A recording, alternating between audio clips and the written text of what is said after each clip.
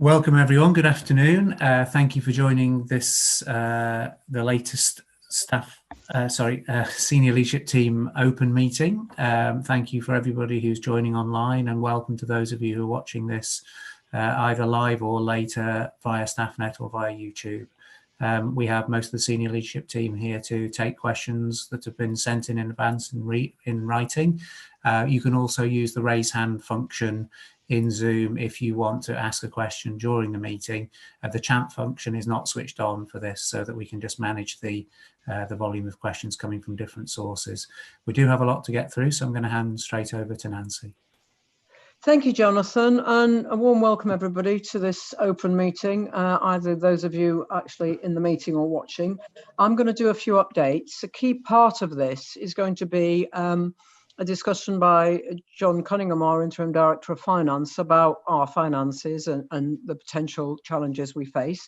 We did this at Senate, and the feedback was that it was really helpful, and I'll come on to that in a second. But just a few brief updates before we begin. Obviously, a lot is still happening around planning the next academic year. Huge efforts going into student recruitment and ensuring that students who we hope will come feel safe and that we're looking after them. And if you've got questions about teaching and learning, April McMahon is here. We're still working hard on reopening parts of the campus with the message that if you can work from home, do, but obviously for researchers, they need to often come in. And we're gradually doing what we believe is safe reopening, and Nalan Thacker can answer that. Obviously, in terms of the next year and the challenges we face, the three key issues at the moment are how many students will we recruit in this autumn? We have a voluntary severance and other voluntary options open at the moment, which is getting significant interest, but we don't know obviously how that will end up. And I'm also, and others are also involved in very detailed and very frequent discussions with government about potential support for universities. I'll just make a few comments on the finances before I hand over to John in a second, but I did just want to raise two other very live issues. One is Black Lives Matter campaign, as you'll have seen. Nalin, again, is leading on this, and if he will answer questions. We've done a great deal already. We have a lot more to do, and we are working very hard on that.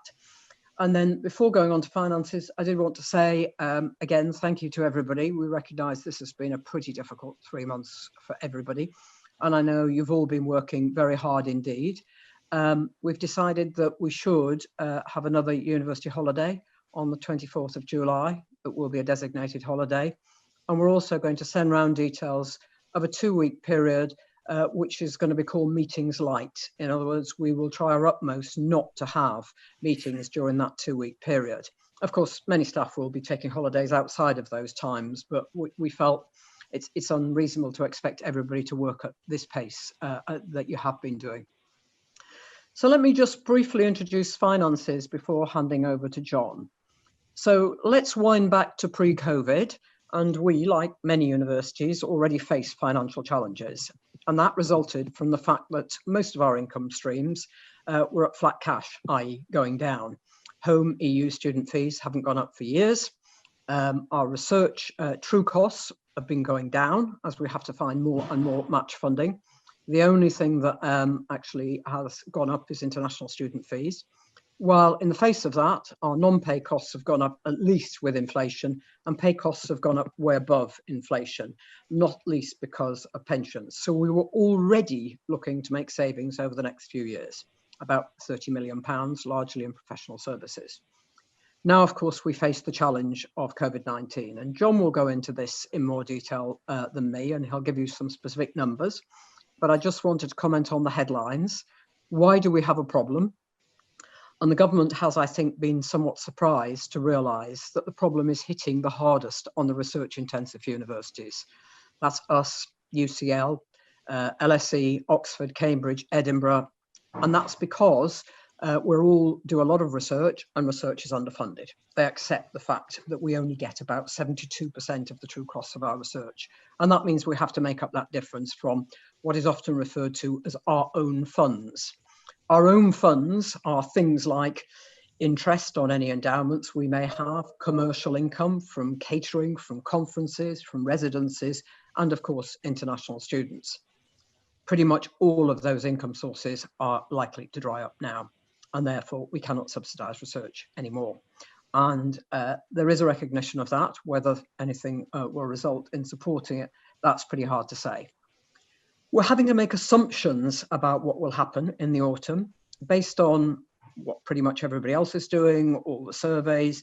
We're making an assumption we will lose half our international students and a significant number of our EU students, and some loss of income from residences and conferences. That's an assumption. We don't know if it's going to be happening. And we've already put in place quite a lot of measures that you're well aware of. We've put out a lot of messages on finance, and I would refer you to StaffNet. There's an awful lot there, both on how we earn our money, how we spend our money, what we're doing about the potential changes we're facing, frequently asked questions on just about everything. But we almost immediately froze all recruitment unless non-essential, cut all discretionary non-pay spend. The senior leadership team took a 20% voluntary pay cut, and we halted our capital programme for everything that isn't in contract. We would be sued if we did it. We were already doing all of that, and of course we furloughed a lot of staff, just over 1,800, and we've opened a voluntary severance scheme.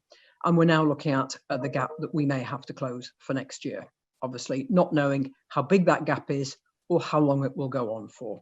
So what I'm going to do now is to hand over to John to go through some aspects of the sector finances and our finances.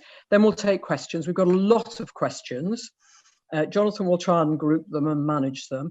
Can I ask that if you do have a question, you go to participants and put your hand up, and then we'll go to you for a question, and they might be on finances, they might be on other things.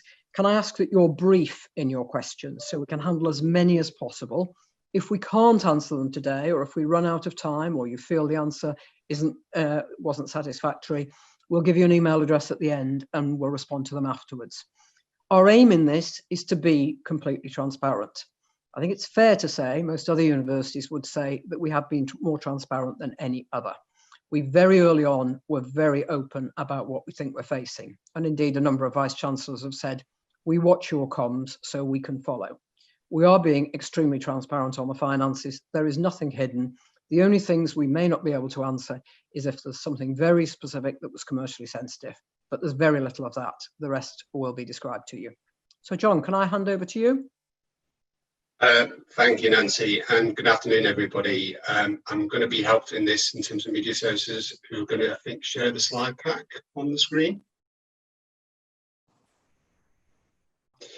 So just briefly before going into each of the slides, it's a relatively short presentation, but to pick up on a couple of points Nancy mentioned.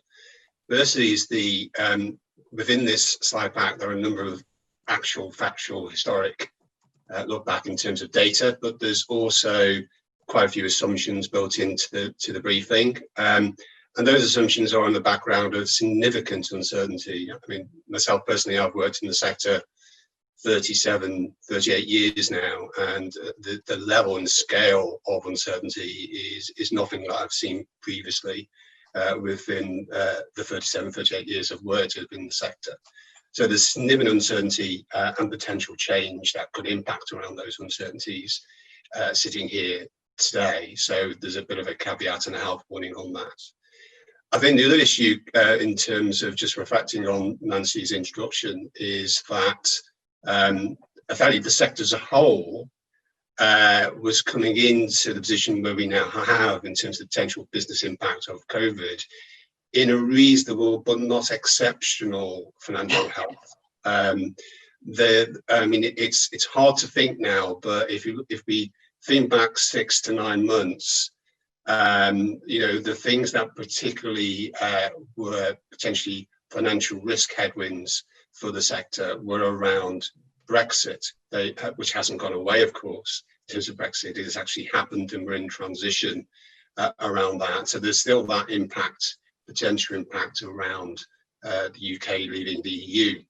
And of course, there was a post-18 funding review, the OGA review, which effectively its key recommendations have been left in abeyance for now, but those may return, or alternatives around those may return in terms of the future sustainability for the sector, because that was seeking to address some of the structural financial sustainability issues that the sector faces even before COVID.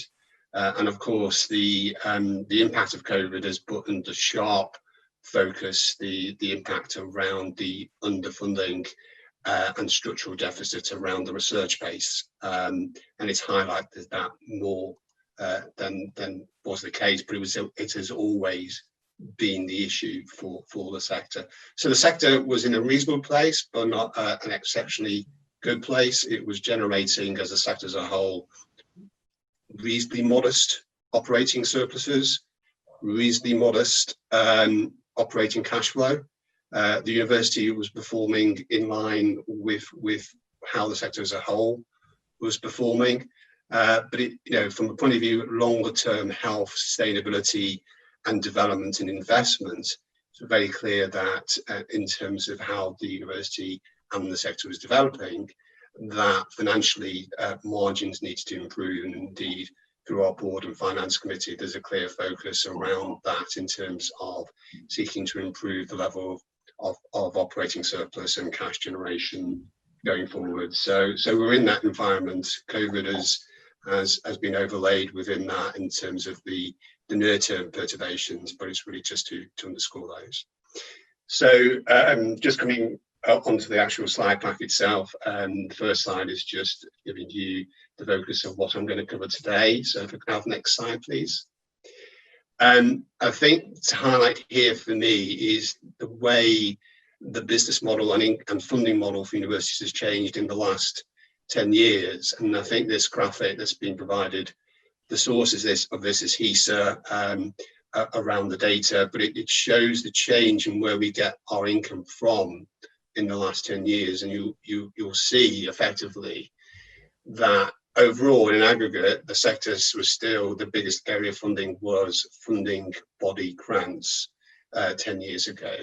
And now of those four components, those four circlars around that, it is the smallest because we had clearly in 2012 the shift from block grants, block recurring grants, which was readily predictable, relatively stable. There might be some changes in that, but the sector would be given some notice of change and that would help them to manage that change, to a more unpredictable route around earned income through the tuition fee. So you can see for the sector as a whole, effectively half of the income is associated with tuition fee. And given that COVID is having an impact both potentially around home and international student recruitment, you can see therefore that based on that income model, effectively that it is more of a risk issue for the sector today than it was 10 years ago. Next slide, please. This shows, again, from the sector overview, the basis of expenditure. And I'll come on in a minute in terms of how we compare against the sector aggregate and indeed how we compare with fellow research intensives within the Russell Group within the UK. But you can see clearly that the majority of expenditure is on our people. And on average, that was around 58-59%. Other operating expenditure is nearly a third. Within the sector, we have depreciation, which is the accounting adjustment to reflect the consumption of our longer term investments and assets, our buildings, our equipment, etc., which we depreciate over a period in line with stated accounting policies. And then the smallest element within that, the interest payable around external funding, whether that's short-term or longer-term loans. Next slide, please. So as trail, this is the comparator, and I'll just leave it on screen for you to absorb a little bit first. But that first column around sector percentage is just derived from the previous slide graphic around the income, that first slide that showed you around the seesaw. So you can see how the profile sits in aggregate, and then alongside that you've got the University of Manchester's profile based on its audited financial statements of 2018-19 and a comparator around that in terms of the research intensives. Also, Manchester's shown there in terms of the absolute in terms of money, in terms of 1.1 billion turnover with, as noted, 483 million in 18-19 from tuition fees. Probably a few things to highlight there within that, because there might be some clear questions around what are the sort of key differences, particularly around the research intensives and where you sit. Just on the comparative to the sector as a whole, obviously the sector is made up of a wide variety of institutions. And you can see within that in terms of the relative percentages, the University of Manchester and research intensives look slightly underweight in terms of tuition fees and education grants compared to the sector aggregate. And that in part reflects the research intensity of those institutions. So clearly, if they're generating more income from research and knowledge exchange, then in relative terms, compared to the average, they will be lower than the more typical institution, which has more of a portfolio towards students and tuition fees within that. And then around other income, again, there is some, you can see some variation against the sector aggregate. In part, that reflects that overweighting, depending on where the focus is.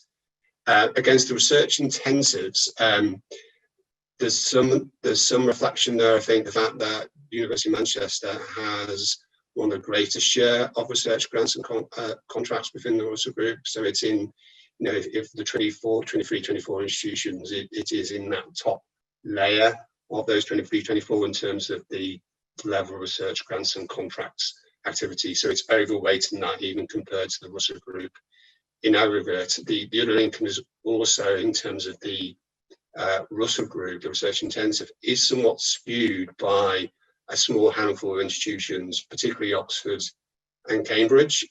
Oxford has a university press. The turnover for that is, in terms of last year's audited statements, just over £800 million, probably about 35% of the overall turnover of the university.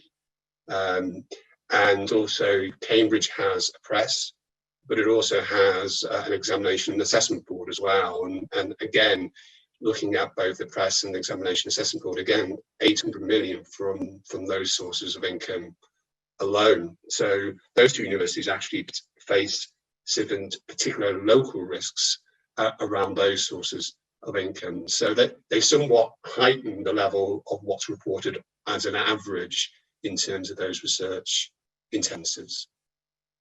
But you can see broadly that the University of Manchester's profile is very similar to the research intensives as a whole, as an aggregate. Next slide, please.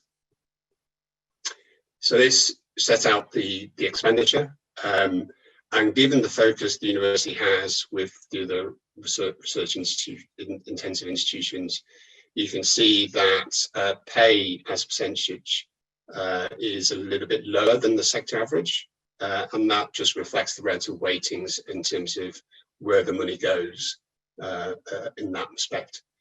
In research terms, there's a lot of expenditure, particularly around overall operating expenditure, which will include equipment costs and other non-pay research costs. So that tends to change the balance around those relativities. But you would, I think it's important to note out that the actual profile here and that of the average around all the research intensives is pretty much the same. There's 1% notch up there in terms of staff costs within the university, compensated by 1% nudge down in terms of that, 37% to 38% in terms of non-pay, but very similar profile from a spend perspective. Next slide, please. This is the balance sheet for the university, as at the 31st of July is the first column. Those are audited figures, 31st of July 2019. At the moment, in the column of the 31st of July 2020, that's clearly a forecast at this point, and will be subject to potential change. COVID will have an impact on some of the basis of accounting and accounting judgments of that. There is no doubt. But I think it's really just to highlight sort of the sort of breakdown and profile around assets, liabilities, and reserves, and to sort of draw out the basis of cash and what's available, and also obligations, be they current or future obligations.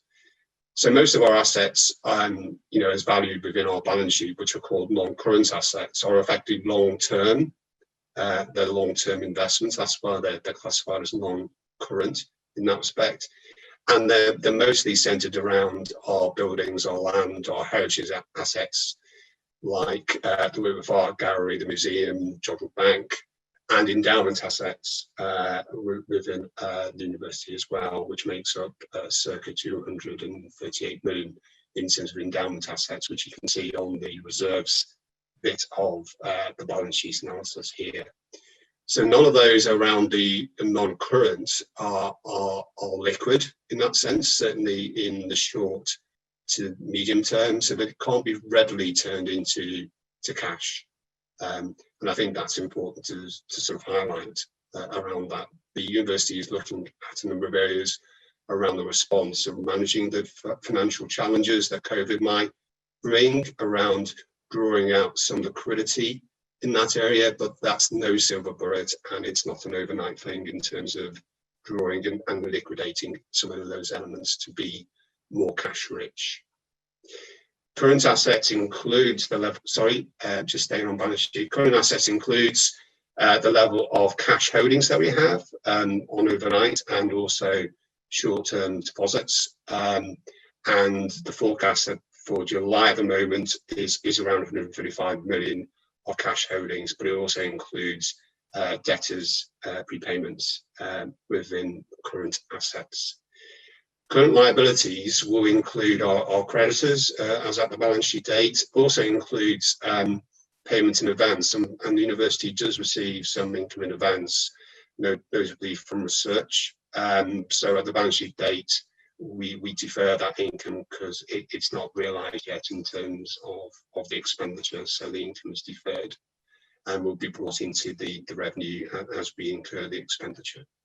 And just to highlight there, current assets and current liabilities are broadly balanced, although at the last balance sheet date, there was slightly negative in terms of the net position between those two.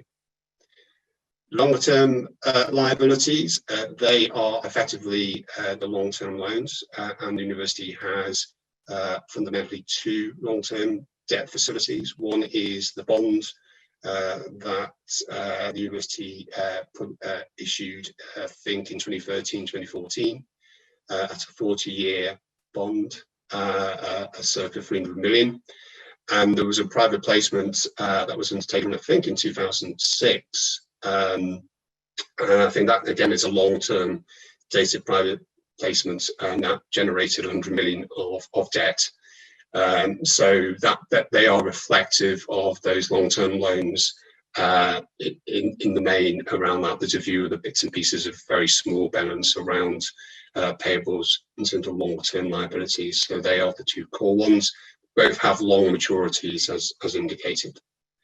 And then finally, on the sort of net asset side, there's the pensions and other provisions.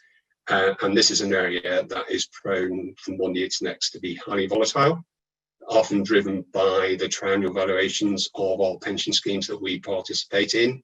There was a significant need to increase provision in that space for the USS 2017 valuation. So there was a charge that went through the revenue account of 165 million in that year. There has been subsequent then to that balance sheet a 2018 valuation, which had more favourable changes to that. So an element of that will be reversed in the year that we're in now in terms of reporting. But it's highly volatile, and of course COVID-19 will be impacting around ongoing evaluations around both pensions and investments.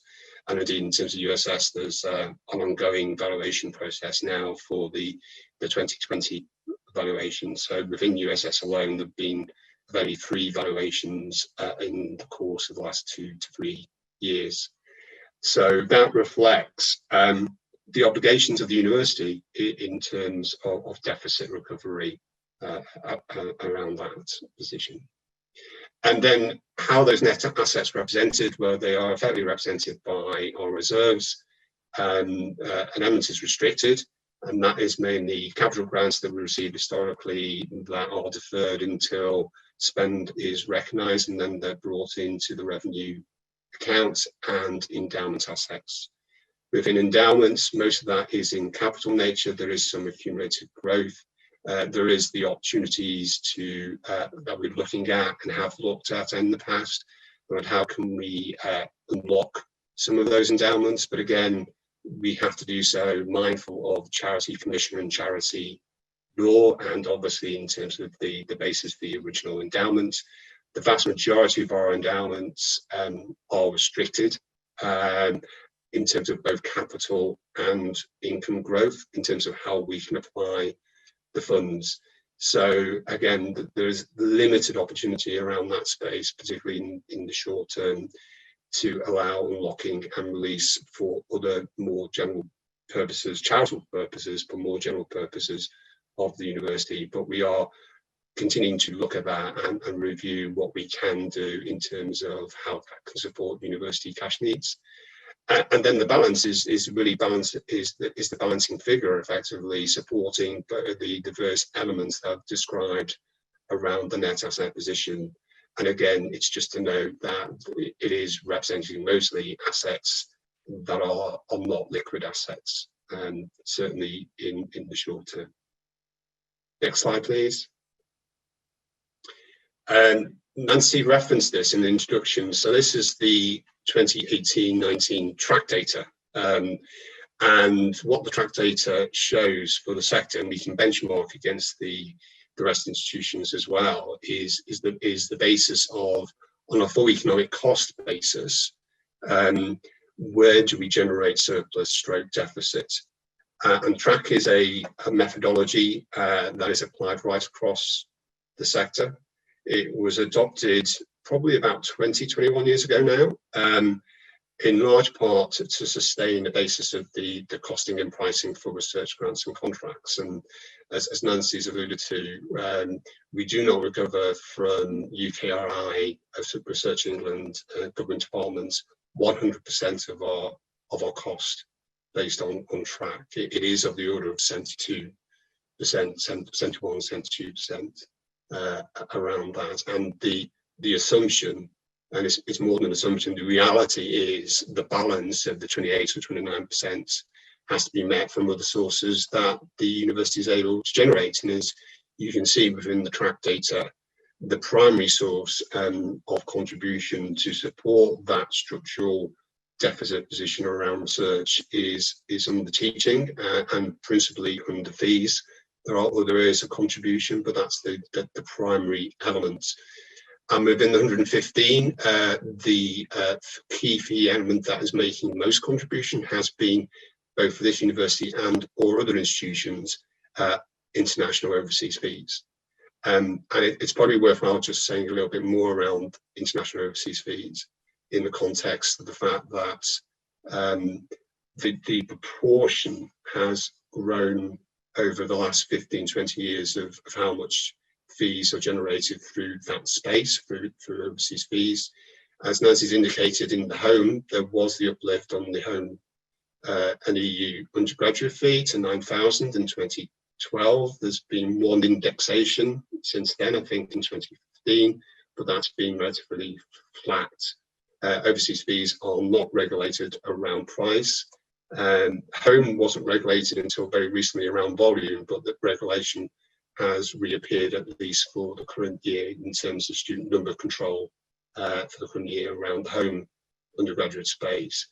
But the sector as a whole has been placing increasing lines around generating a contribution from a source of international fees, because contribution from home was being diluted ever since there was effectively a cash level of 9,000 that was only indexed. So in real terms, that unit of source has been in decline since 2012 for 7 of the 8 years within that. So the sector's overseas fee income, you saw that profile of the income before. It's about 17, 18% now. It was, I think, around 13, 14% 5 years ago. And in the financial forecasts that go to the UFS, a number of institutions were anticipating growth in international of 20% over the next 4 or 5 years. And those were forecasts submitted clearly in anticipation of Brexit and the impact that might have, but obviously pre-COVID, the university was not setting out in its forecast any aggressive growth around international. The university shows around 20-21% of its total income. So this is a sector-wide issue around that in terms of the share and the contribution around that space. And as Nancy's indicated, in terms of the Russell Group research intensives, it's a significant issue in terms of the reliance that our institutions have had to place in terms of contribution from elsewhere to support our research base. Next slide, please. So just in terms of the impact in the current year, there has been some short-term impact, particularly around loss of income around residences income. So in the third term, effectively, we refunded for students who were not staying on campus as the university closed down towards the end of March. So that has been of the order of around 12 million loss. And then catering, conferences, hospitality side has been particularly impacted clearly from the lockdown, from the close down of the university. So in terms of income, those have been quite material. It has impacted around our global executive education offer and other bits and pieces of fees as well in the near term. And there has been some depression around research contribution because of the issues around funding and the pipeline around that. Although in terms of future pipeline, there are some encouraging signals around new awards, which I think we can be reasonably optimistic by. But there is short-term perturbation, and of course, if the research base in terms of its structural position cannot be addressed through the dialogue with governments, through the task force, there will be further pressure around how far the funding goes. Although the governments are still saying very encouragingly around investment in research and development, of allocating more funds to the UKRI in terms of future awards. But if the funding isn't sufficient, then effectively, if we do it at improved cost recovery, then that's fewer awards. So it's very important to see how it can be done on a sustainable basis and ensure that the research volumes, the research base, is not unduly diluted. So overall, we have forecast a circa 30 million, relatively modest overall in that sense in terms of the impact in the current year. Clearly, the university took immediate measures in March, and they've reflected in terms of the sort of mitigations over the last 4 months. And you can see that actually our current forecast is a reduction in expenditure of about 52 million, effectively offsetting that loss. Largely in non-pay, although there have been some pay savings, particularly as a result of the recruitment freeze. But on non-pay, clearly there have been new spending controls put in place around sign-off, much more prioritisation around spend. And of course, in terms of the environment, the way we're working, the propensity and ability to spend has been somewhat diminished. So from a cash point of view and a revenue point of view, that has supported and have helped to absorb the potential, the losses as shown around the immediate in-year impact of COVID. We've also reviewed capital, and effectively the capital phase 2 has been paused, but we do have a number of contractual commitments around the current capital plan. We have looked at reprofiling, both in terms of major capital projects and also long-term maintenance capital. And we are currently forecasting some cash savings in the current year and also some cash savings next year.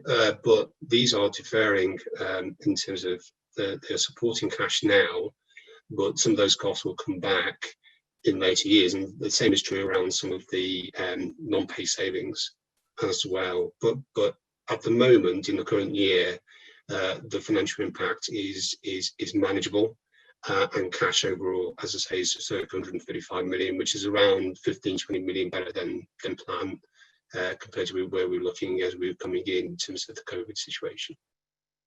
Next slide, please.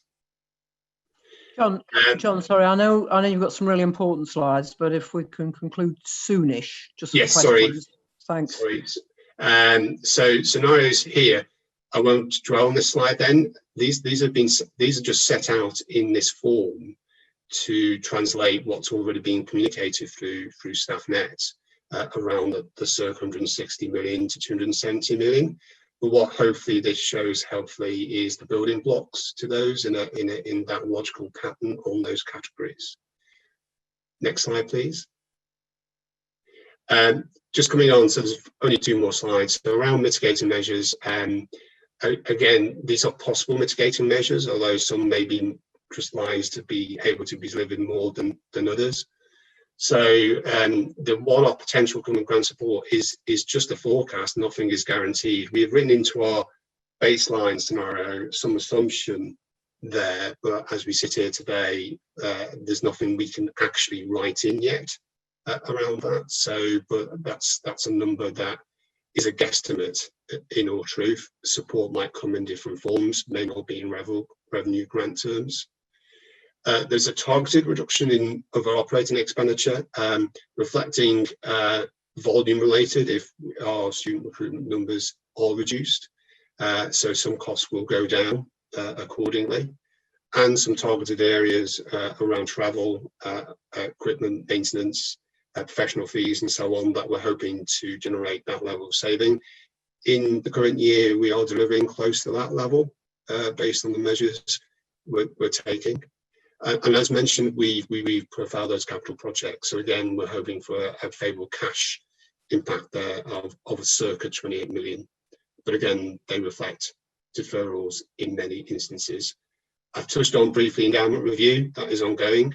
I've touched on briefly the basis of our non-current assets, and is there any potential to yield some cash from those sources. They are under review, but in the near term, no material sums can be anticipated through those sources. Next slide, which I promise is the final slide. So around pay, clearly we've got the continuation of recruitment freeze. The planning's going on at the moment to test that assumption around impact, because clearly there will be a lot of diminishing returns around how much additional marginal time limited savings we can get from recruitment freeze, but the recruitment freeze is still in place. We're providing at the moment in our scenarios for no pay award. If that turns out, then that's a 9 million benefit in 2021. If there were no increments, again, this is illustration, 6 million would be provided in cash terms. And clearly we've had the voluntary measures, and it's relatively early stage within that, of course. It runs through to the 31st of July. I've just put down an indicator at the moment that it's too early to say, but potentially between 10 and 15 million, although there'll be some costs to support that, but still too early to call. Other possible, just for illustration, would be changes in terms of taking salary reductions. Clearly there have been voluntary reductions from a number of colleagues within the university, and that just shows an illustration of the what if we were addressing in those areas. And then there are other pay measures, particularly if there is a gap as we get into the autumn around that, and that is being reviewed and to be determined around that in terms of what is the scale of that gap in terms of what's needed for sustainability purposes. The other thing just to focus on finally is that in our scenario modelling, we are assuming this is not a one-year issue, and that the recovery period based on the scenarios are anything between 3 and 5 years. So our scenarios model out beyond 2021. That's it for me, Nancy. I'm happy to take questions. Thanks very much indeed, John. I'll hand back to Jonathan. Just before that, if I could give one word to summarise the financial future of universities like us, it's uncertain. Jonathan, and happy to take questions. If you can put up your hand, and Jonathan will mix between people putting up their hands and questions that have been submitted. Yeah, and I'm sure that John's comprehensive presentation will doubtless have raised some other questions that people wish to ask, but I'm conscious that we've got a large group of people listening live, and some of whom have come to hear about other things other than finance. So I'm going to go elsewhere first. If you do have a particular finance question, please raise your hand, or indeed if you want to ask questions about something else. But I'm not going to stay with finance now, to make sure that we just spread the areas that we cover a little bit. I think we've got 4 hands up. Yeah, so something that's, I'm going to come to Black Lives Matter, if I may, because that's something that's been on all our minds. And people have asked questions about what we do within the university to address some of the issues that have come to the fore through that, and also what we do, what kind of statements we make looking outwards from the university in order to demonstrate our view and our position on this. I'm grateful to questions Fidel Peacock, Adel Nasser, Alex Webb. I'm going to ask Nalin, who's seen those questions in advance, to try and do a summary response on there in the interest of getting as broadly through the topics as we can. Nalin. Good afternoon, everyone. Thank you, Jonathan, for giving me this opportunity to respond. If I can take Fidel and Alex's questions, and maybe Karen can come in on Adele's question, which is more related to process rather than BLM specifically. So if I address BLM issues specifically, as most of you will have read my statement in which we outline what we do through all our 3 core goals, teaching, research, social responsibility, as well through our operations to fight racial and social injustice, inequities, and promote racial harmony and so on through many different efforts.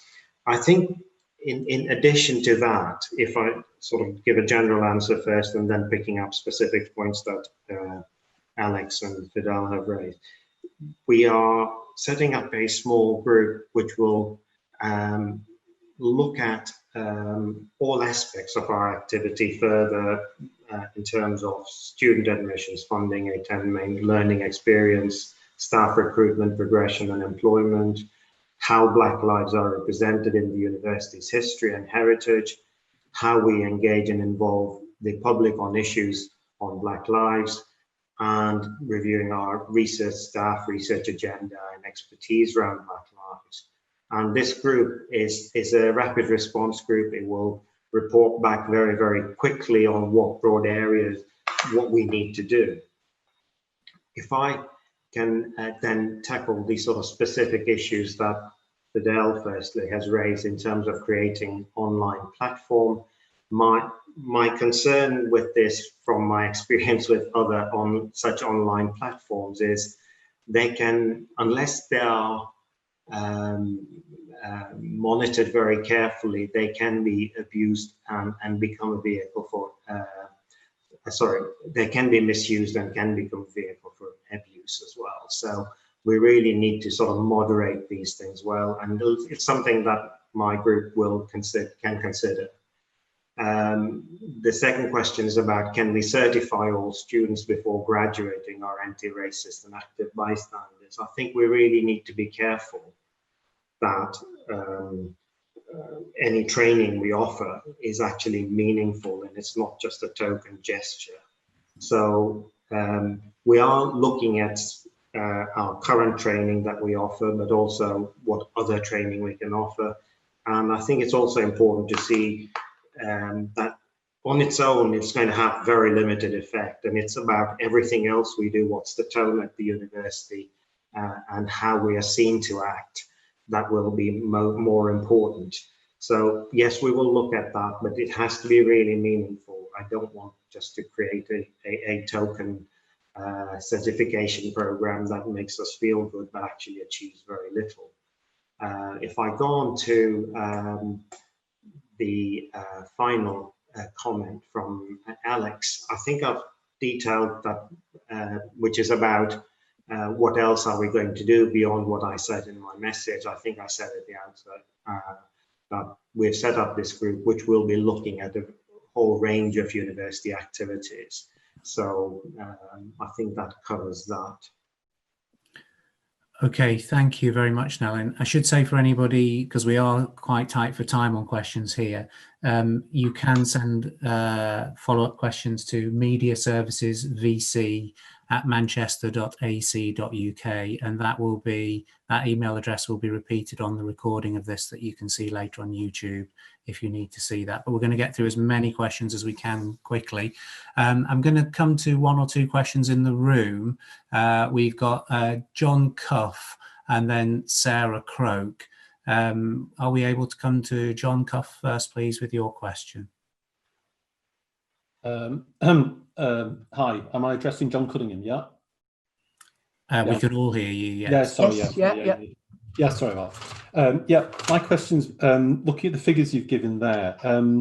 There's been a recent BBC report of a survey saying that something like 69% of foreign students have no intention of changing their plans. So will you be updating these figures as soon as you know how many students are coming? Also, same with when you know the results of the VS take-up at the end of July, will you be plugging that in as well? And I just wonder if you're planning to make any serious changes, such as redundancies or so, before you have this final number of students, for example. I'll answer those, John, because they're not really finance questions, they're strategy questions, if I may. Yes, obviously. The 69% is an outlier, I have to say, and you've probably seen the UCU Commission London Economics reports, which suggest it's much worse than that. Obviously, we just don't know, and so much depends on what happens over the next few months. Surveys range from 70% coming to 10% coming.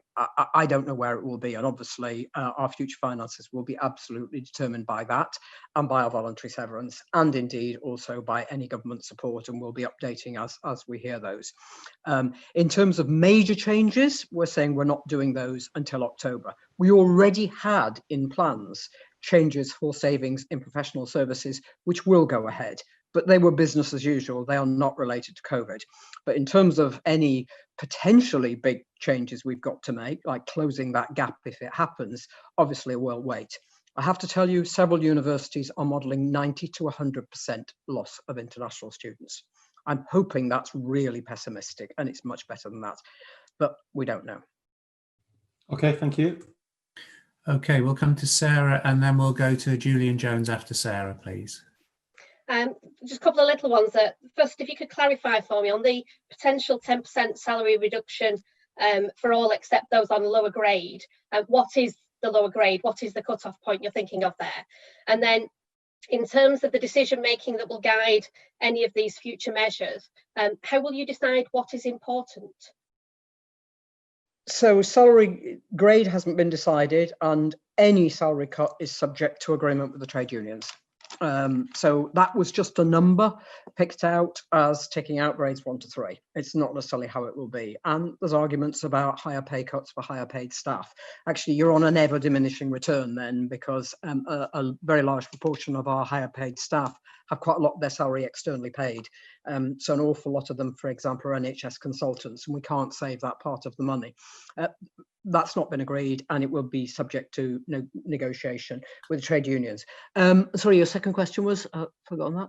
Yeah, in terms of the decision making that will guide any of these future measures, how will you decide what is important? Well, obviously, what is important, we know now. What is important is preserving the core mission of the university and preserving our greatest assets, which is our staff and students. That will not change. How we deal with it will depend on a whole range of factors. For example, suppose one school has not only all the students it planned for, but even more, because it could do. It could go to the over 5%, which I didn't mention, or it could recruit extra. Another school might lose half its students with much less need for staff. It will depend on negotiation with the unions and what is deemed acceptable. And we're also one university, and we might do this, is asking for comments from staff as to how they see it. I guess the issue will be, how big is the gap we've got to close? And we don't know that at the moment. Okay, thank you, Nancy. Over to you, Julian. Thank you, John. Thank you, Nancy. My question is both strategic and related to finances. And it's heartening to see some of the impacts of these mitigating measures that are being put in place. But the university is pursuing an aggressive growth strategy. So comparing ourselves against the Russell 24, looking at cash in investing activities, the average Russell Group 24 over the last 5 years is 133% growth, whereas University of Manchester's is 1,092% growth over that 5-year period. And Oxford is 1,000. Sorry, can I just stop you? Where do you get these numbers from? I've never seen anything like that. No, we kept the same number of students. Nancy, this is based upon my analysis myself, looking at the Russell Group at a whole range of financial ratios over the last 5 years. Nothing public from the university. But okay, sorry, I have no knowledge of those numbers whatsoever. John, can I just ask John, just before you go on to your question, because 1,000% growth, that would mean we were aiming for 5 billion turnover.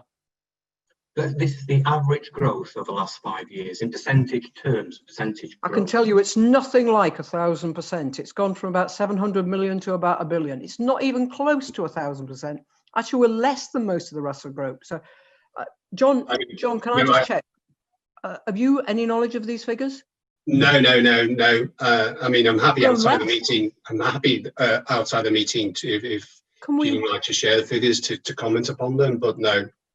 Unlike many in the Russell Group, so Bristol, for example, Exeter, several others have grown undergraduate student numbers by 30% plus. We haven't grown at all. We've kept maybe 2% or something. So I'm happy to take your question, but the premise that we've grown by 1,000% bears no relation to anything I have ever seen. Let me just try to, and I can come back to the numbers. Yeah, do please. We'd love to know where you get the numbers from. This is cash from investing activities, from the cash flow statement. So the amount of cash essentially going into future investments. But let me park the actual number aside just for one moment. And it's to do with our ability to fund the capital growth programme. And specifically, if we're looking at the North Campus, and I've not seen any updates in regards to the North Campus to when we do move to the Oxford Road campus, eventually there'll be assets at the North Campus. There'll be some of those who are heritage assets, which of course we can't touch. But what's the SLT's view in regards to strategy on growth? Happy to answer that. Because and the context is ID Manchester, because of course we were looking for joint venture partnerships there, and there were significant sums of money involved, over $1 billion, etc. So is there a potential to shore up our finances in the long term from perhaps reevaluating that strategy? Yeah. Numbers aside, good question. Thank you. Firstly, our capital programme is halted. Phase 2 is in the indefinite future. Current phase, everything is stopped that we can possibly stop. We've even halted the fit out of MECD, so we can't move from the North Campus. The North Campus plan, as those of you who've seen all the detailed descriptions of it, was us putting in nothing other than land, but hopefully getting back some significant receipts over future years. Obviously, that may change, and both in terms of what's the market, is there a global recession, will it be the same? We had a meeting about this just yesterday morning. It is possible, though it's not a great thing to do at the current time, we might look for more capital receipts from it, i.e. cash, to help.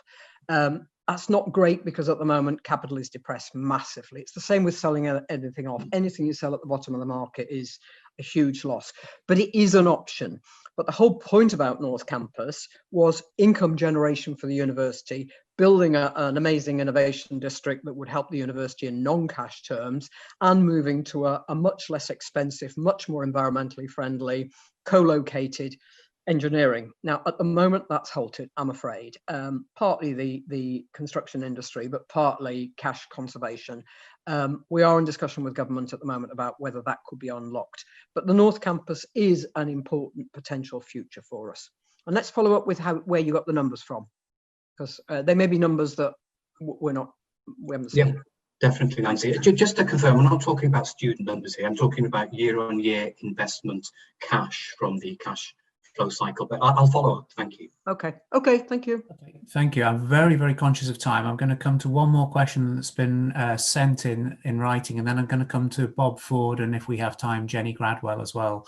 The question that's been sent in, and John, if you could just reiterate from your presentation, what the financial impact has been of furloughing staff? Karen can answer that. Yeah, we furloughed just over 1,900 staff. It's approximately £440,000 per week, which includes UMC staff. Okay, thank you very much. And we make up the difference. So we pay the 20% that the government is not paying. Yeah. Okay. Bob's got his hand up. Was it that question? I'm going to come to Bob now, just letting people know that where we were going next. So it's Bob and then Jenny. Thanks, John. So this is a question for John. Very clear presentation. Thank you. The question really was, is borrowing an option? I mean, it seems like the whole country is borrowing at the moment. So can the university borrow to get itself through this 3 to 5 year gap? John can give you chapter and verse on that. Yeah, yes, of course. Around that, in terms of the liquidity challenges surrounding the impact, and through our board and finance committee, we've got a mandate to explore short to medium borrowing options, and we're pursuing a number of lines at the moment. Some too commercially sensitive at the moment, but we are exploring lines around that credit facility. The context, though, just to add, is it is a very crowded position out there in terms of needs around liquidity, and therefore the options around that for some institutions are quite tight and quite pressing. For the university, we have more headroom than most actually in the sector, and some institutions are under some stress this coming autumn in terms of their facilities and cash. So I mean, we've got reasonably good headroom around that, but I think it's very clear we want to ensure we've got sufficient headroom to respond and adapt to any short to medium term perturbations. I'm going to come to Jenny, just to say for those of people who've written in questions about teaching, learning and students, we will try and deal with those in writing, but also April is hosting an open meeting on Monday, which some of you may be signed up to already, but there'll be lots more chance for questions there. So Jenny, if we could come to your question, please. Thank you. Hopefully a really quick one. It's just about that potential, possibly not even potential, but the 10% pay cut that you're kind of imagining might be a possibility. Would that be a permanent thing or a temporary thing if it were to be explored? Karen, do you want to answer that? I mean, the answer is we don't know. We would hope temporary. We don't really know, that's absolutely right, but we would be looking for it to be more temporary than permanent.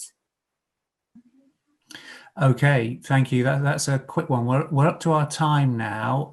No, we're not, are we? Aren't we going till 1:30? Sorry. Yes, we are to 1:30. Oh, I 1:30. Okay, I do apologise. Right, yeah, no, we extended by half an hour. Oh, okay.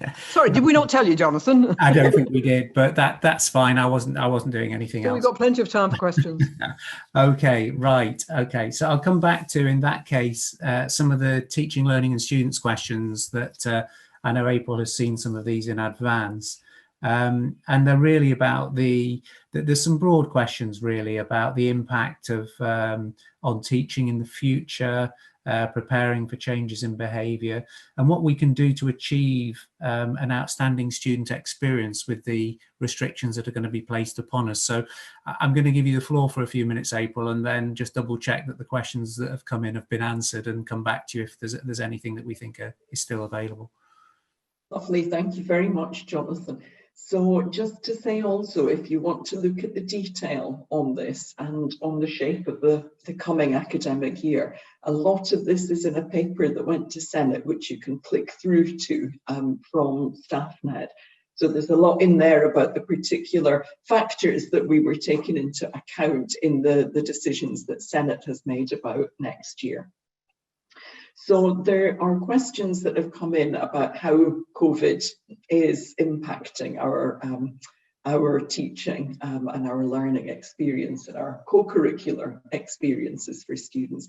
And I just want to start by saying that although, yes, we had to move online for our teaching and learning and assessment at breakneck speed in March, a lot of the blended learning development that we're doing was already part of our university strategy. And I know a lot of people on this call have been part of the development work on the teaching and learning theme of our future, which has got blended and flexible learning really front and center in there as something that we know we need to do, and we know that students want us to do. And when you think about blended and flexible, it's not just about everything's online. It's about how can we mix things up a bit? How can we flip classrooms and use that time when you're in a teaching environment in a better way than maybe just walking through particular material when students perhaps could see that in advance. Lecture capture is blended learning. We do a lot of that.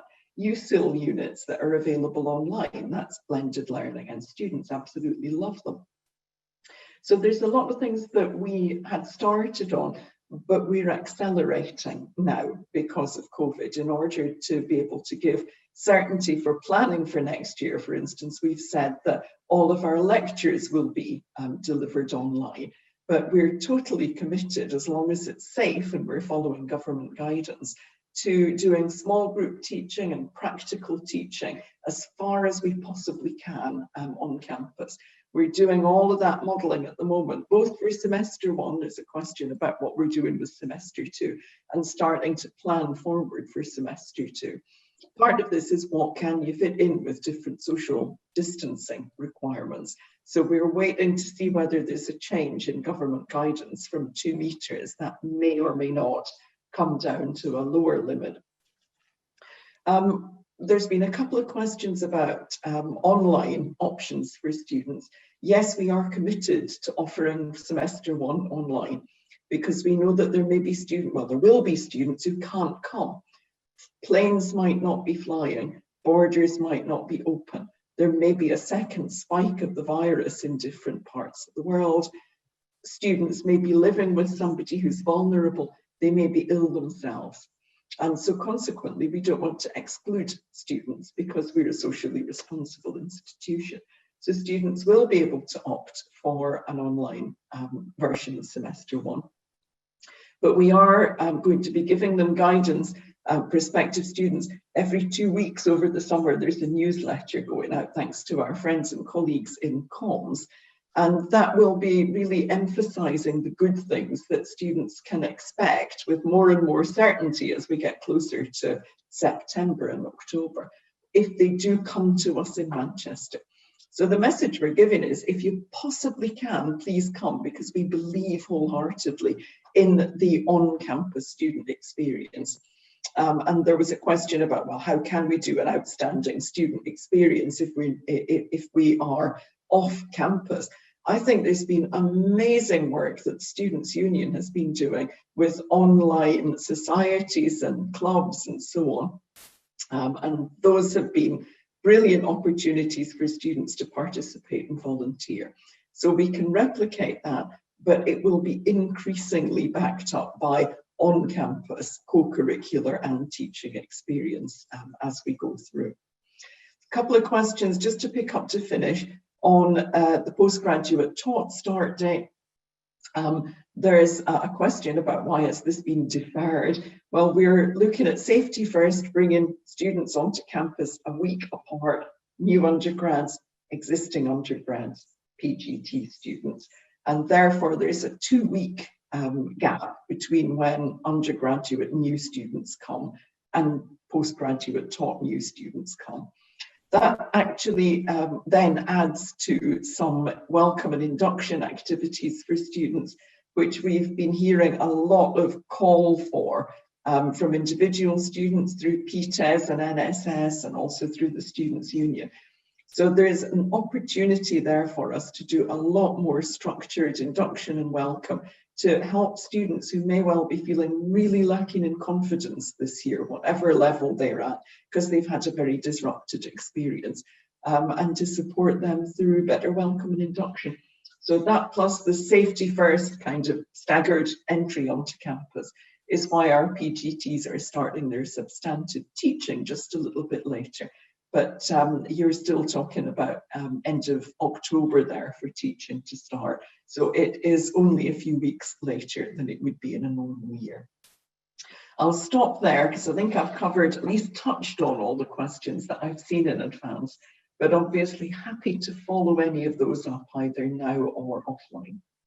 Okay, thank you very much, April. And I'm going to do my usual encouragement now to people to raise their hands now. I know we've got more time than I thought we had, so but we've got plenty of written questions have come in as well, so I'll try and mingle the two. So if there's anything in response that you want to ask from what April's just outlined, please use the raise hand function.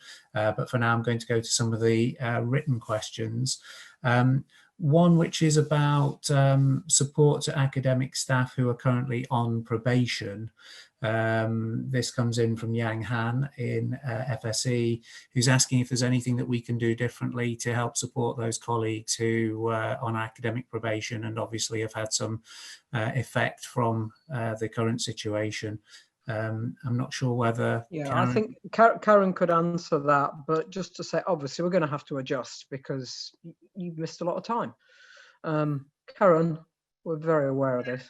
I was going to say there has to be some flexibility and account taken of what people could possibly do in this time off campus and what they can't do. So there needs to be that, I think, that conversation with whoever is their mentor or their manager to identify the areas that they need to be considering extending maybe their objectives in, or where they perhaps need a little bit more extra support over the forthcoming months. Okay, thank you. We've got a question in the room from Alison Sharrock. If Alison's ready, we can come to her. If not, we can come to another. Looks like you're ready, Alison. Yes, thank you. Yes. Yes.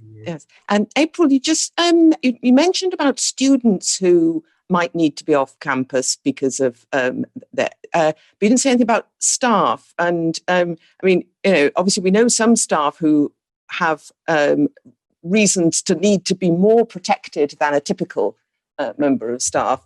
And I mean, what are we going to do about that situation?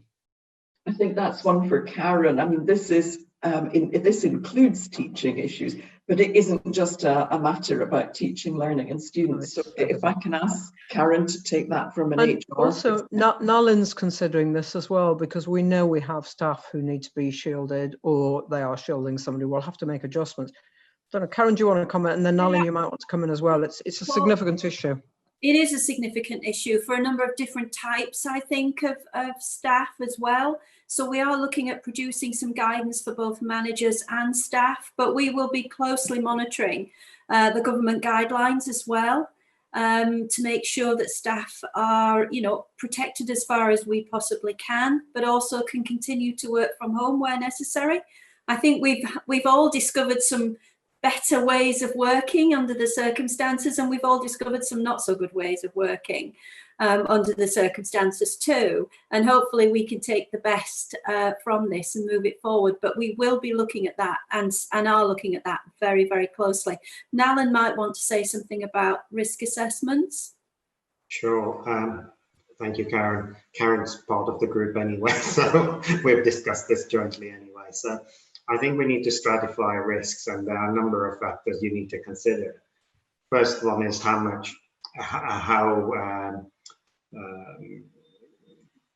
not just the individual risk the person has, because they vary from low risk, moderate risk to high risk, but also the level of disease in the community. And so somebody with a moderate risk, we can probably find a way for them to work safely on site if we need them to be on site, by sort of making sure that they are not exposed to sort of any high risk activity through a lot of contact with face-to-face contact with other people.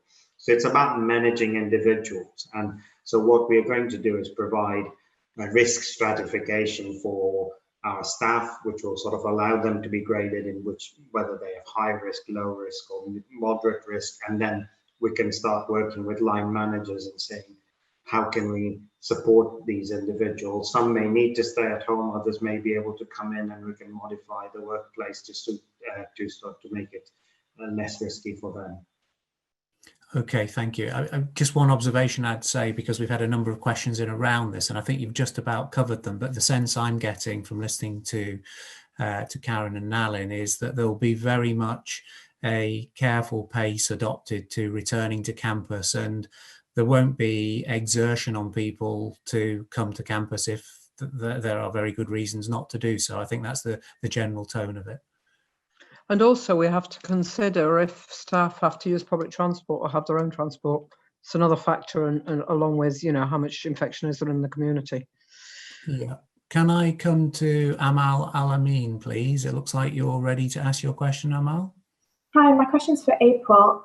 Around students who have undertaken a formative assessment in lieu of their exams, will this be listed on their transcripts when they graduate, or how will this be shown for students? Sorry, Amal, I missed you at the crucial point there. It's about something being shown on transcripts, but I didn't quite catch what. Oh, apologies. So for students who they've taken a formative assessment in lieu of their exams, will that be shown on their transcripts, or how will this be recorded? There are some cases where we're not going to be showing actual marks, but we will be using a shorthand, which is just for progressed. So it means, you know, we've taken everything into account. We reckon you can move on to your next stage, but we're not going into all the detail mark by mark, because you're not going to have a complete set of marks available for everybody.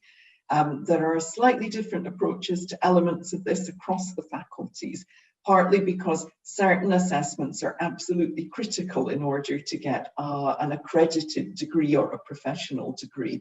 And so there's detail through the faculty teams on exactly what's happening. But that's what we're doing, is using a kind of shorthand on certain transcripts to say, we know you're fine, we know you've covered your intended learning outcomes, but we don't have a mark available for absolutely everything.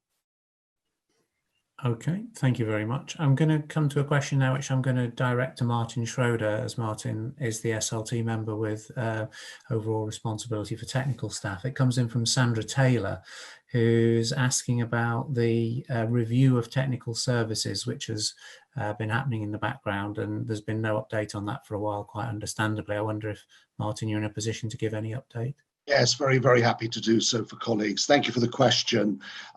This, of course, comes out of the restructure of the faculty and is linked also to the MECD project, in the sense of reconfiguring and consolidating our activities across engineering and science.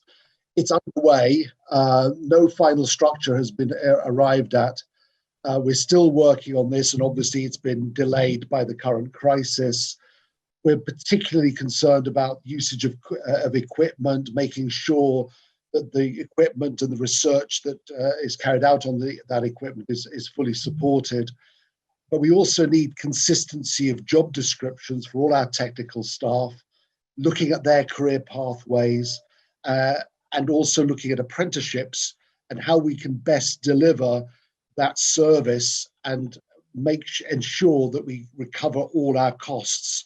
Because as a faculty, we have an awful lot of equipment, and therefore this costs a significant amount of money to run, and we may need to make sure that we run that equipment efficiently and effectively. Okay, thank you very much, Martin. Thank you to Sandra.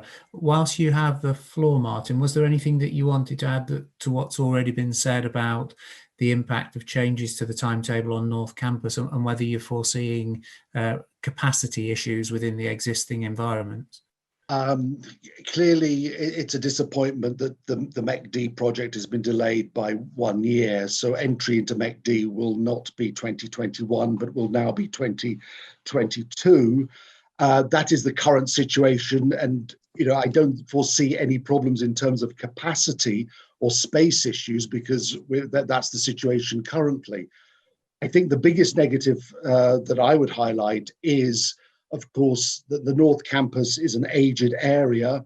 Many of the buildings are from the 1960s, and of course, one big building comes from the 1880s. So There are issues about student experience potentially in older buildings. The costs of running those older buildings is very serious. It's a high cost. And of course, the move to MEC-D was also a more sustainable approach, and our running costs would have been lower. In terms of actual space, I don't foresee any problems there. Quality of space, as areas get older, of course, that is something we need to look at very closely. Thank you very much, Martin. If Mark is ready, Mark, we can't see your surname, so if you could just introduce yourself, and we'll go to your question now, please. Can we just unmute Mark, who I think is waiting to ask a question? If not, I will come back to Mark. Hang on, I think I can unmute him. Okay. Yeah, go ahead, Mark. Right, just going to ask, would the senior leadership team consider extending the cut-off period for annual leave being carried over? Okay. Karen, do you want to annual leave? We're just about to put communication out on that, actually. We are just about to put a communication out on that, which will actually, I think, answer your question, Mark. Thank you very much. You're welcome. Nothing we can say beforehand then. Karen, unmute. I don't want to quote something that might be absolutely not accurate, but I think it will be a positive statement.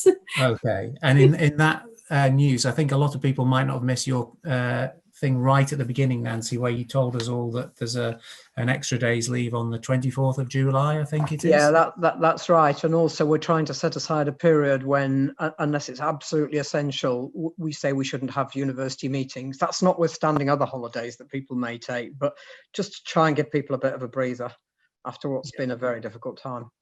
Nothing we can say about when that might be at the moment? It's looking like the last week of July, first week of August. I'm just thinking people might be making their other commitments. Yeah. I mean, that's not to say people might not want to take holidays in August. Of course, it depends on all sorts of things, whatever holidays mean by then.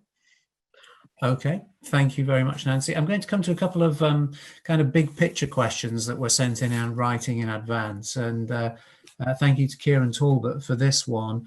Who is reflecting on all the work that went into our future planning and the documents and all the communication that's gone on about setting our stall out so clearly in the months running up to lockdown.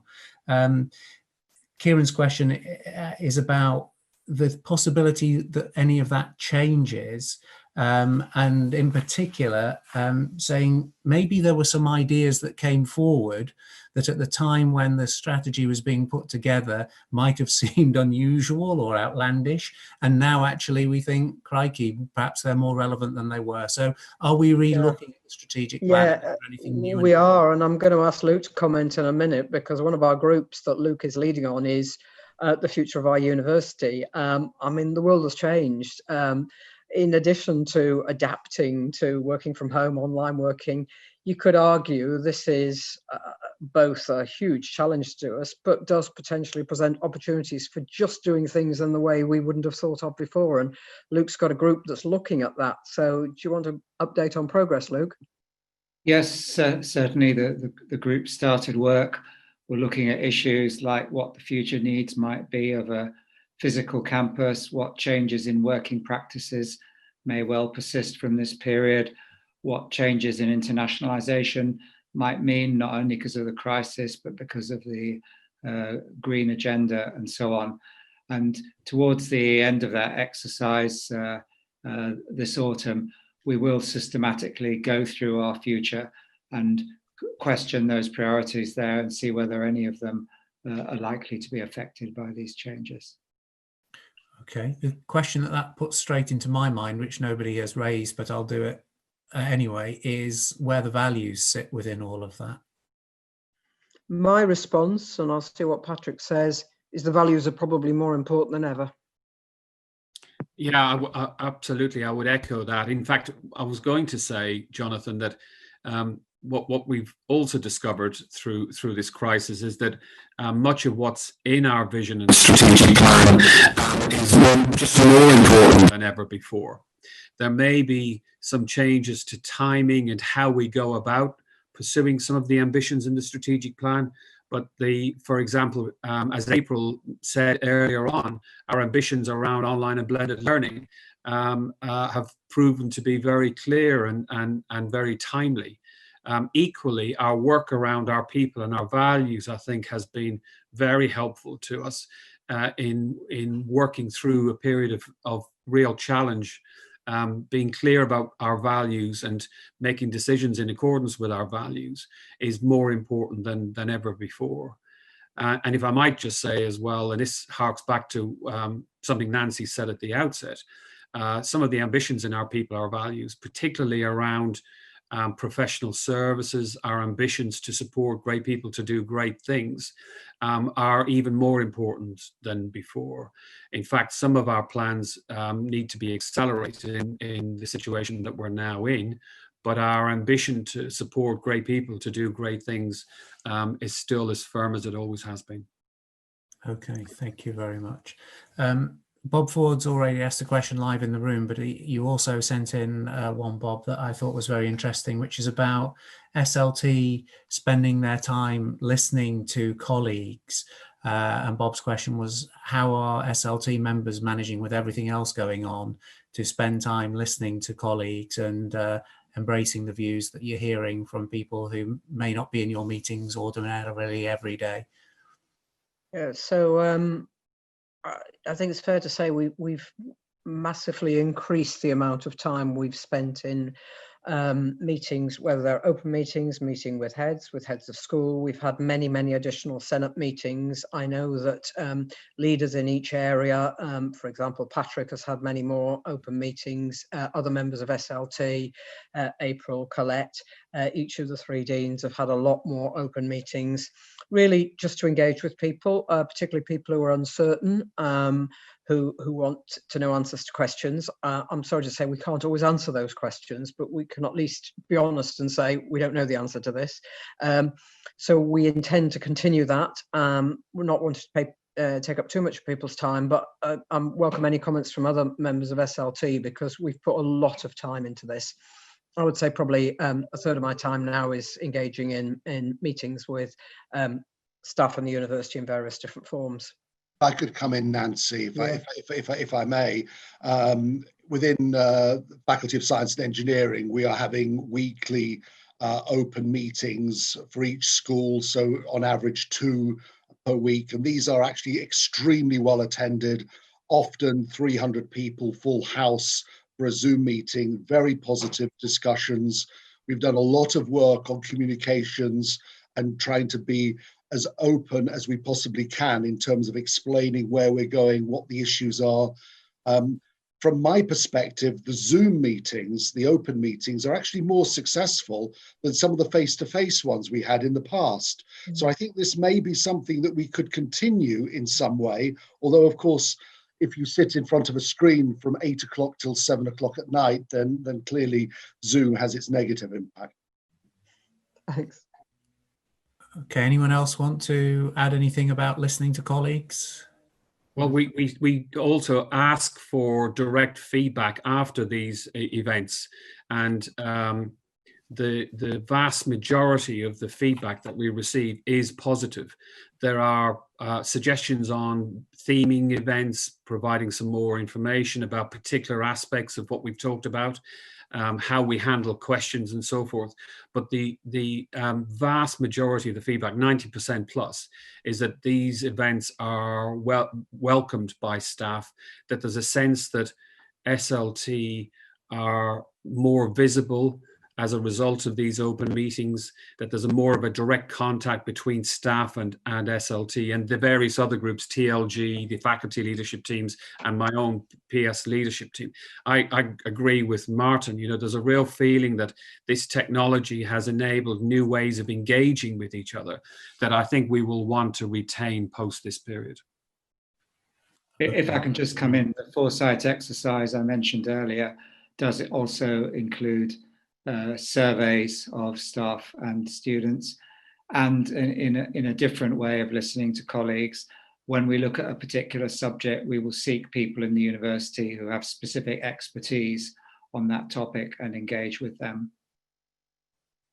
Thank you very much. We've got one more question from the floor, which I think might be our last one, and then Nancy, I'll come to you if you want to make any closing comments. So I'm going to come to Sandra Taylor. I'm not sure if it's a follow-on from your earlier question. If we can let Sandra go ahead with her question, please.